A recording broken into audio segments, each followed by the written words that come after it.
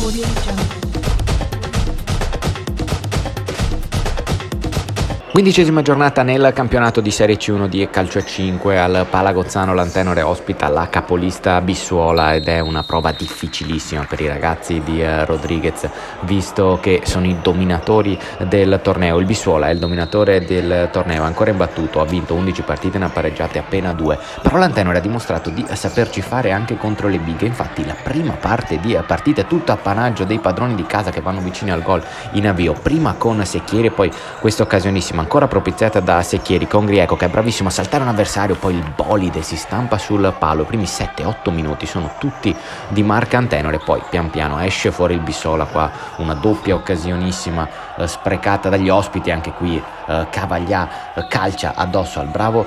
Parisotto, però aumenta la pressione del Bissuola, tiro da lontano di Nalesso parato da Parisotto, non succede più molto altro nel primo tempo, si arriva nel secondo e l'Antenore ancora impatta bene il primo minuto, poi però arriva l'episodio che cambia la partita, perché dopo 1 minuto e mezzo c'è il vantaggio del Bissuola, il vantaggio di Cavaglià che qua mostra tutta la sua tecnica nello stretto, supera in dribbling Parisotto, segna l'1-0 e l'Antenore ha un po' di sbandamento, qua deve salvare ancora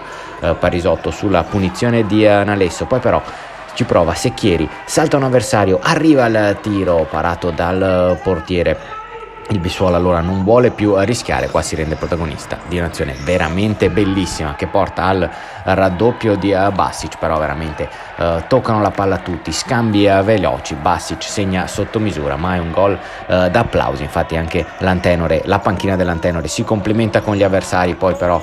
Basic non trova il 3-0, ci sono tanti spazi per il Bissuola che sbaglia un po' di gol, lo trova però il 3-0 quando l'Antenore rischia il portiere di movimento, classico gol a porta vuota, lo segna Bertuletti. L'Antenore è comunque generosa, cerca almeno di trovare un gol che meriterebbe per lo sforzo profuso, non è nemmeno fortunata, qua ci prova il nuovo arrivato Luca, il suo tiro è parato dal portiere, poi ancora perde palla il portiere di movimento e quindi Meo può andare a segnare a porta vuota il 4-0, che è un risultato un pochino troppo pesante per quanto visto in campo. Certo il Bissuola merita la vittoria, merita il primato in classifica, però l'Antenore almeno un gol avrebbe meritato di segnarlo. Finisce quindi 4-0, una nuova sconfitta per l'Antenore che non vince da 5 partite, ma ha dimostrato comunque segnali di crescita a dispetto anche delle tante assenze che hanno condizionato questa partita. Finisce 4-0 per il Bissuola, adesso per l'Antenore ci sono 2 trasferte consecutive nelle quali si cercheranno di raccogliere i punti per blindare quantomeno la salvezza.